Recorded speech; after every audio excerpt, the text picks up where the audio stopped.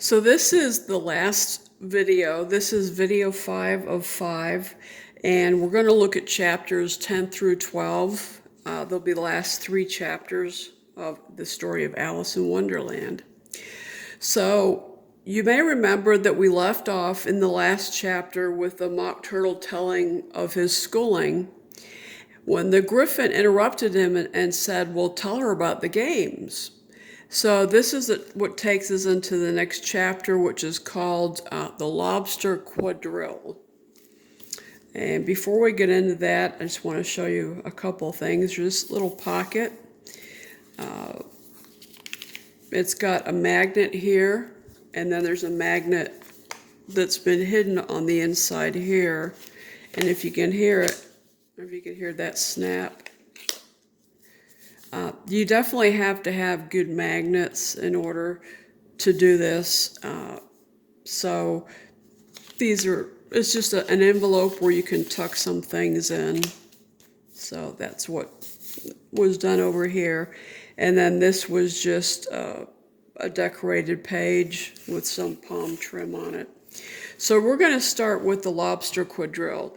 And for those of you that remember the story, or may not remember it, the Lobster Quadrille was a dance. And for quite a bit of the chapter, it was the Griffin and the Mock Turtle explaining to Alice about how to do the dance. And so I'm not going to go into that, but I wanted to show you these 2 illustrations that I came across. The one here, this is the Griffin and the Mock Turtle. You can see he's still crying. He seems to cry all the time. Actually, I'm going to lay it down. They're so excited telling about the dance that they just start hopping around and telling about it. And, they tell about how it involves 2 lines, and there'll be seals and turtles and so on. And there'll be a lobster that's one of the main characters. Of course, they don't have a lobster in their company, so they're just kind of explaining to Alice about it. So they start showing her the dance, and then the subject of the Mock Turtle song comes up, and the Griffin has the Mock Turtle. He convinces the Mock Turtle to tell him his song. And here's another illustration that you may not have seen before. This, I can't remember. This was maybe a digital download that I got. But this is just the first stanza of the song, which is called the Mock Turtle Song. And so I'll just go ahead and read this out. If you want to see the rest of it, I'm sure you can find it online if you don't have the Alice book. But again, it goes along with the whole theme of the Alice and just kind of the silliness and the whimsicalness of things. So the Mock Turtle Song. Will you walk a little faster, said a whiting to a snail. There's a porpoise close behind us, and he's treading on my tail. See how eagerly the lobsters and the turtles all advance. They're waiting on the shingle. Will you come and join the dance? Will you? Won't you? Will you? Won't you? Will you join the dance? Will you? Won't you? Will you? Won't you? Won't you join the dance? And so then there's a couple of more stanzas that goes along with it, but it's a pretty funny poem. And then so here's another picture that I came across, and I'll just let you look at it. It kind of speaks for itself. Little notation down here, the Lobster Quadrille. And you can see out here, there's a couple of lobsters dancing with turtles, and here's a snail, and then here's a fish all dressed up in a fancy tuxedo. And then so what happens is, after they talk about the Mock Turtle, or the Mock Turtle gives the rendition of the song that we looked at back here, they asked Alice to tell a story. And so she starts to recount what happened that day. And there's in the chapter, there's a couple of poems that she recites. But again, I just for the sake of space, I didn't want to get into it too much. So after she tells her story, the Alice turned to the Mock Turtle and asked him for another song. And so this is where this song comes in. It's called Soup, Beautiful Soup. And for those of you that know Gene Wilder, he's an American comedy actor. I think he's passed away now. He actually did a really, I'll let you look at these while I'm talking. He did an actual really good rendition of the Mock Turtle singing the Soup song. So I'll try to, if I remember, I'll put the link down in the comments section. Otherwise, I think you can just go to YouTube and just put in Gene Wilder Soup song, and you'll probably come across it. But here's the words to it, and I'll just let you look at it as I read it. I'm not much of a singer, so I'll just maybe just read part of it. So they said, at the top here says, "Turtle soup, will you say it, old fellow?" The Mock Turtle sighed deeply and began, in a voice choked with sobs, to sing this. "Beautiful soup, so rich and green, waiting in a hot tureen. Who for such dainties would not stoop? Soup of the evening, beautiful soup. Beautiful soup, soup of the evening, beautiful soup." So I'll let you look at these as I read the next part. And that's going to be it, because I don't have a singing voice. Beautiful soup, who cares for fish, game, or any other dish? Who would not give all else for two? Pennyworth of beautiful soup, pennyworth of beautiful soup. So that's the Beautiful Soup song. And like I said, if you want to see a really good rendition of it, go and watch Gene Wilder do it. So what happens is the griffins, it's chorus, sing the chorus again. And the Mock Turtle, here I'll move that so you can look at it. The Mock Turtle starts to repeat it when they hear a cry off in the distance. "The trial's beginning." "Well, come on," cried the Griffin, and taking Alice by the hand, he hurried off without waiting for the end of the turtle's song. So this takes us to the next chapter called Who Stole the Tarts? And this is going to be the trial. And again, I'll just let you look at these two illustrations. I'll let you look at this one first. And then here's the other one. And I'm going to lay that down as I read the story too, because in this section I also had to condense things. So I may just, what I will be having you do actually is just look at a couple of illustrations while I read some of the story. Because as you can see, it's getting towards the end of the journal space here. The King and Queen of Hearts were seated on their throne when they all arrived, with a great crowd assembled about them, all sorts of little birds and beasts, as well as the whole pack of cards. The knave was standing before them in chains, with a soldier on each side to guard him, and near the king was the white rabbit, with a trumpet in one hand and a scroll of parchment in the other. In the very middle of the court was a table with a large dish of tarts upon it. Alice noticed that the King of Hearts was the judge, and there were 12 creatures as the jury. Some were birds, some were animals. That's them portrayed here in this picture. And then in this picture, they're kind of portrayed differently by this different illustrator. They were all busy writing on slates, and when Alice looked, she noticed that they were writing down things that didn't make any sense at all. The white rabbit stood next to the king with his trumpet and his parchment in his hand. You can see the white rabbit here and the white rabbit up here. This looks like it's Alice off here. where in this illustrator doesn't have Alice in it. He's focusing more on the court scene with the knave and the all tied up. So that was the main focus for this illustrator.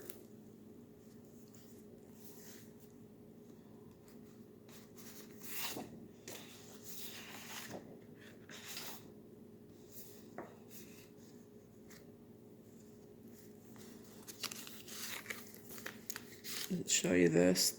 This is just self-explanatory. And then this was a tag that I made with the rabbit. And I'll just set that off to the side. And then here's a different illustration. And this one you can see that this illustrator does have Alice.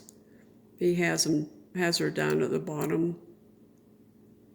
So this was before she starts to grow. If you remember the story, towards the end of it, she starts to grow and upsets things. But in this illustration, it looks like she's still pretty much her normal size, just looking back at the creatures that are the jury.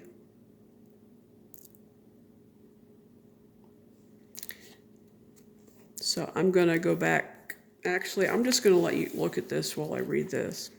"Herald, read the accusation," said the king.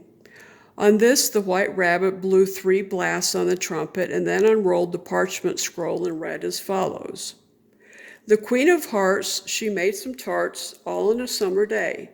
The Knave of Hearts, he stole those tarts and took them quite away." "Consider your verdict," the king said to the jury. Not yet, the rabbit hastily interrupted. "There's a great deal to come before that."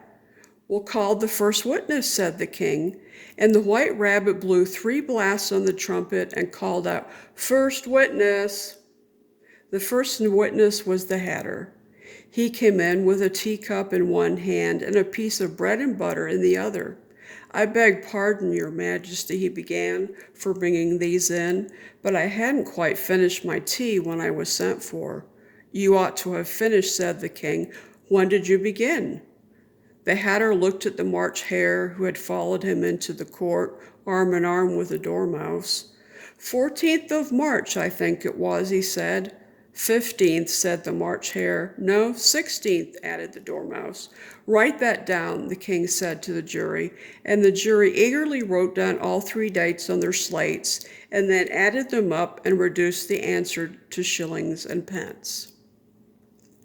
Then the king told the Hatter to remove his hat, but the Hatter explained it wasn't his, to which the king instantly accused him of stealing it, and the jury wrote this information down. The Hatters explained his hats were for sale, not stolen. He noticed that the queen began staring at him, and he started getting very nervous as he was trying to give his evidence while being told by the king to stop fidgeting or he'd be executed on the spot.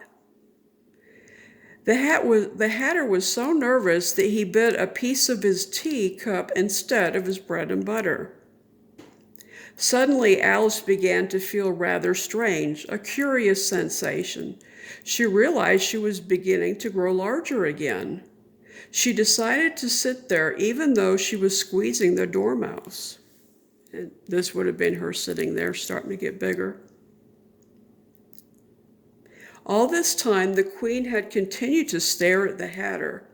She then asked for the list of singers from her last concert, at which the Hatter trembled so bad that he shook his shoes off at hearing it. And so on this picture down here, you can see that he shook his shoes off. He trembled when he heard that she was asking for the list of the singers, because if you'll remember that she yelled out that he murdered Time by singing so badly, and then Time got upset and made everything stop at 6 o'clock. So at this point, the king yelled, "Give the evidence or I'll have you executed." The Hatter began to explain he was just a poor man and went on about how his bread and butter and the March Hare and the Dormouse ended up chiming in on their story, which made his explanation just all that much sillier. By this time, the king was getting very upset and threatened again to execute him, but he eventually allowed the Hatter to sit down. He ran out of the courthouse just as the queen saw his name on the list of singers and had shouted for his head to be cut off.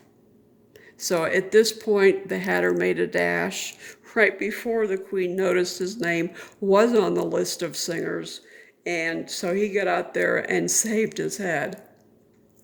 So after the Hatter runs out, the king calls for the next witness, which was the Duchess's cook.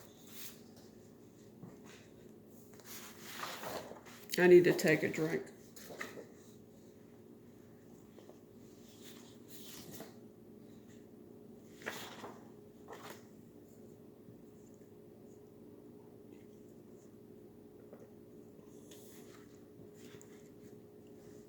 She carried her box of pepper with her, and whoever she passed by began sneezing and sneezing. When told to give her evidence, she at first refused, but when asked what tarts were made from, she said, "Pepper." When the dormouse yelled out, "No, it's not, it's treacle." At this point, the king ordered him out of the room and ordered that his whiskers were to be removed immediately. The room was in such an uproar that the cook left without anyone noticing.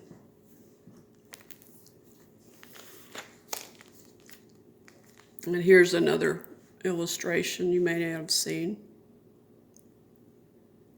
"Never mind," said the king with an air of great relief. "Call the next witness." And he added in an undertone to the queen, "Really, my dear, you must cross-examine the next witness. It quite makes my forehead ache." Alice watched the white rabbit as he fumbled over the list, feeling very curious to see what the next witness would be like. "For they haven't got much evidence yet," she said to herself. So imagine her surprise when the white rabbit read out at the top of his shrill little voice the name Alice. So Alice is to be the next witness. So I just want to stop and show you a couple of things that I made. This is just a cutout of the dormouse. I'm sorry, the Hatter. And this hat was embossed. So I don't know if you can see, it's just shiny. So that was just a fun thing to add in there. And then again, a few little things I did, but as you can see, this is him taken off right before the queen realizes that his name was on the list of singers and he was the troublemaker that she was looking for. This is just another little doodad that I made, just to put in this little tuck spot. And then here's a little envelope. And then in here, just a little card. So these are just little things that go back in here. So I'm going to continue with the story. So this is the signature center. As you can see up here, I just decided to do a little bit different. I just put some lace up at the top so everything goes in from this direction. And I think the signature center is pretty self-explanatory. Let me hold this down. So there were a couple of things that were just put in here, a couple of cards from the Alice in Wonderland set of cards I had. And then I found this. I just thought it was funny. So these go in there. So now we're at the last chapter called Alice's Evidence. So the white rabbit had just called out that Alice was the next witness. "Here," cried Alice, quite forgetting in the flurry of the moment how large she had grown in the last few minutes. This was taken out of the book, so you might recognize this. This one over here was another illustration that I came across.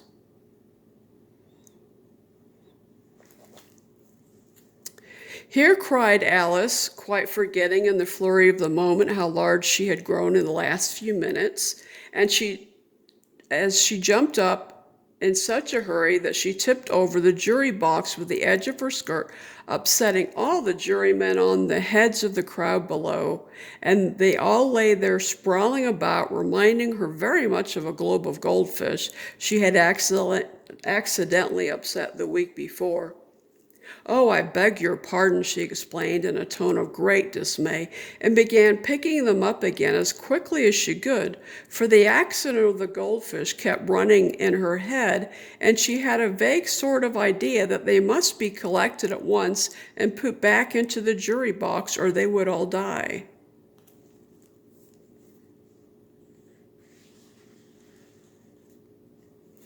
At this moment, the king, who had been for some time busily writing in his notebook, called out, "Silence!" and read out from his book, "Rule 42, all persons more than a mile high to leave the court." Everybody looked at Alice. "I'm not a mile high," said Alice. "You are," said the king. "Nearly 2 miles high," added the queen. See if I can get that for you to see it. "Well, I shan't go at any rate," said Alice. "Besides, that's not a regular rule. You invented it just now." To which the king says, it's the very first rule, it's always been around. To which Alice says, "Well, why is it rule 42? Why isn't it rule number 1? Good point. The king turned, okay, let me show you these two before I start on with the story. This really has more of a child's look to it, like it came out of a children's book. But I really liked it for some reason. I liked the picture of the white rabbit there with the parchment just all rolled out. And if you look at the other side, the whole picture kind of has a Disney quality to it. If you look at the other side, at the jury, it's got quite the Disney feel to this, or a children's book feel to it. And then this one over here is really rather different when you compare it to this one. This one has more of kind of an artistic flair to it when you look at how the hats are drawn on the king and the queen, even just the clock behind them, and how the judges down here, and then here's Alice. So I thought it was interesting. It was just an interesting contrast between the look of what came out of a children's book and then the look of this. So I'm going to set that down so we can continue with the story.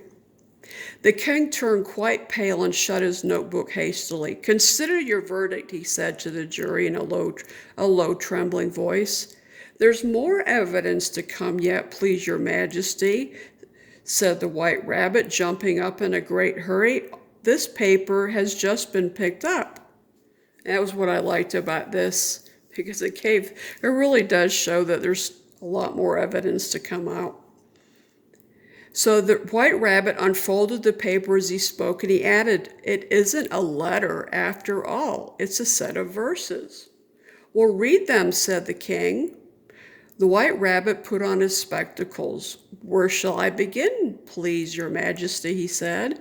"Begin at the beginning," the king said very gravely, "and go on till you come to the end, then stop."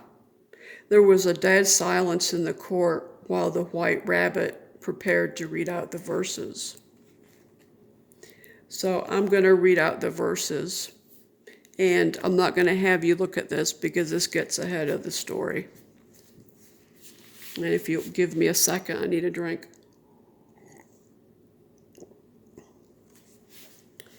These were the verses the rabbit read.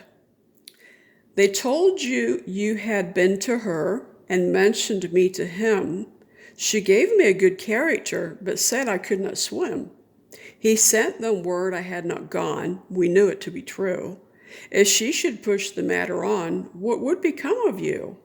I gave her 1, they gave him 2. You gave us 3 or more. They all returned from him to you, though they were mine before.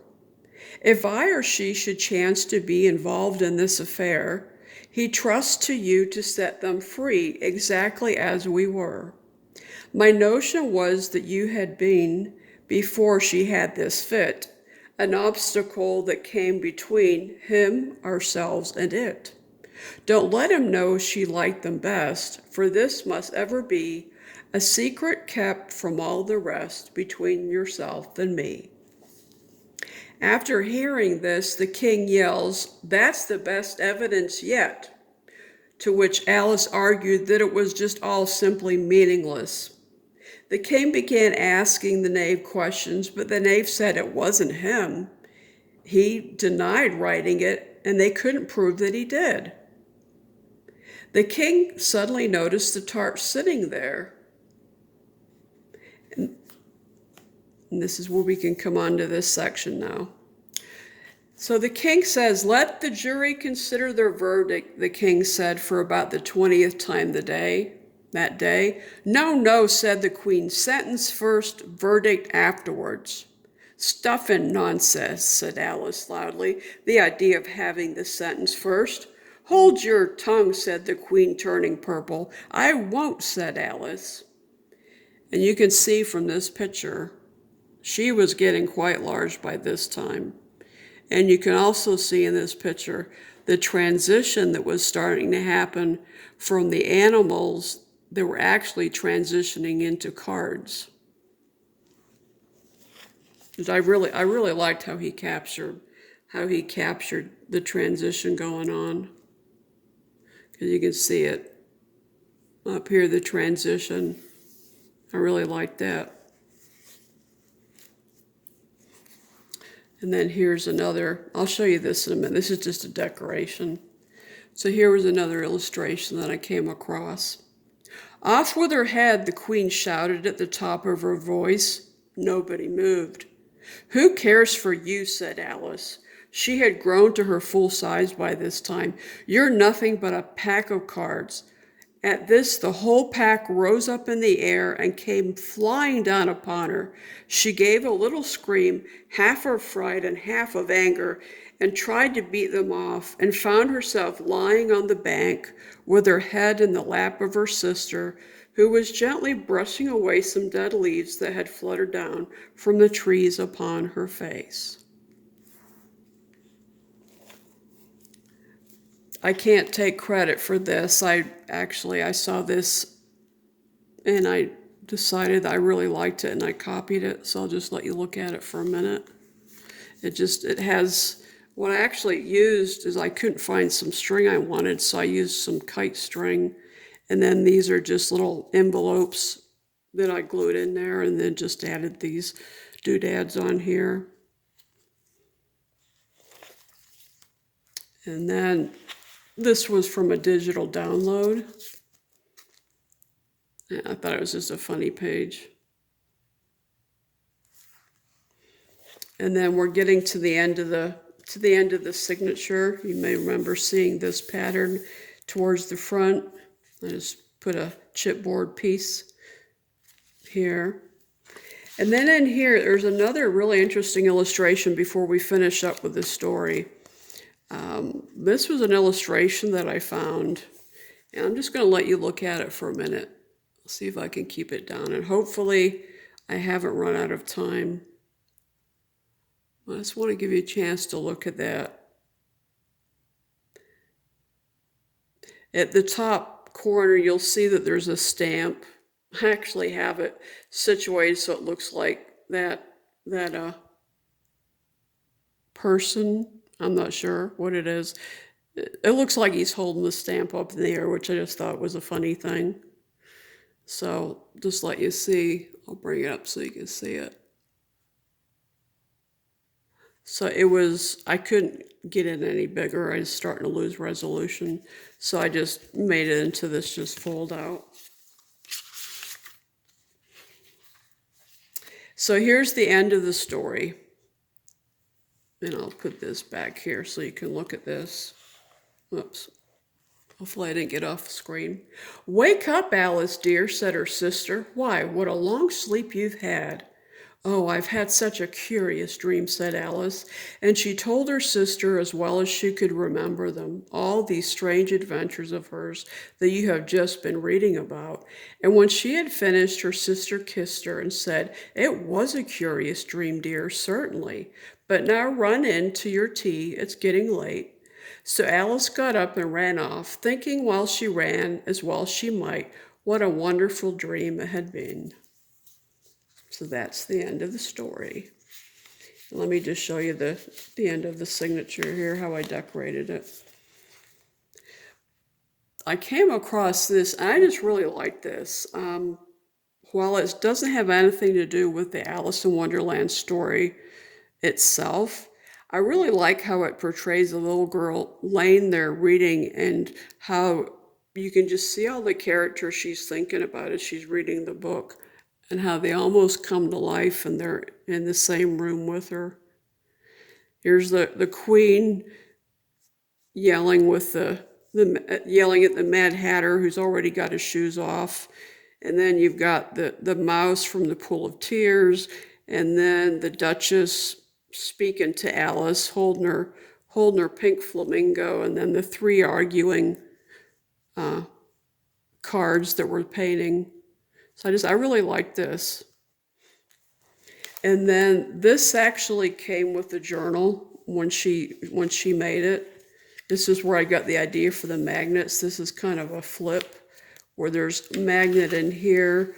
It holds on to the magnet in here. And I don't know where she got this, but this was the saying that she put on. Evidently, this was a saying that Lewis Carroll said. And then it's made to just flip open. And so I put this, I just put this chipboard white rabbit here. And then just a few things in here since this was just a tuck spot. And then this is, I believe this is in French. So just to kind of keep with the theme of the white rabbit. And then it closes like that. And then this is I put this on the inside of the book, this little tuck spot. And then just another envelope with just some, and it just kind of sums it up. Oh, I've had such a curious dream. So I hope you've enjoyed it. And if you've stuck with me, I really appreciate it. I know these were long videos, and it took me probably about 6 months to do this whole project. And I have to tell you that at times I did start to get a little bit discouraged, but I wanted to do it. And I think with it being only the third junk journal I've ever actually done, I think it turned out really well. I've had somebody ask me if I was going to sell it, but I'm not going to sell it. For one thing, I've got too much time and money invested in it, and it would be a ridiculous amount of money that I would ask. And with it being something that I almost walked away from, but I didn't, I stuck with it and I had the determination. I want to keep it for myself because it reminds me that when things get hard, I just walk away for a while. I can think about it and I can come back and I can finish it. And so for me, that was a big part of doing that. So again, I hope you'll go and look up Gene Wilder's version of the Soup song. I think you'll really find that pretty funny. And Gene Wilder does it as only Gene Wilder could do it. So anyhow, I'm going to sign off now, and I hope you've enjoyed it, and I've enjoyed doing these videos. And with that, I'll just say good night. Thank you.